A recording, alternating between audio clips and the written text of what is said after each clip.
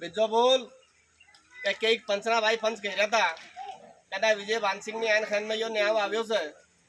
તો જો આ મુદ્દે ભાઈ રહ્યા બે મુદ્દે કથા ભાઈ પૂછ પતાલ કરી છે કે મારો ફોન छोरी गणे या तेना बाबा गणे या तेना भाई गणे ये वो जो तो आ मुद्दे ने सामने पूछताछ कर ली थी और ये होश पूछताछ नगद करी कि भाई तार गणे या तारा भाई गणे या तारी माँ गणे मारा फोन जो है तो त्यो बता तो बहना बह मुद्दे वो ना कही सके हमें आव्या छी हमारी मर्जी तो आव्या छी हमें कोई ना कया पे नहीं आव्या और यो बेबोली उन्हें पूछ लो तभी छीम आव्या मैं बोली रो वानरी मेवती हो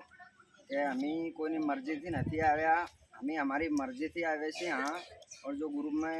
आमा हमें जो मर्जीना बोल चाली रहा था पंचुना तो भाई पंच देवताओं हमें हमारी मर्जीથી આવ્યા છીએ हाँ અમે અમારી મરજીથી જ આવ્યા છીએ કોઈએ હમણાં નથી બોલાયા અમે અમારી મરજીથી જ આવ્યા હતા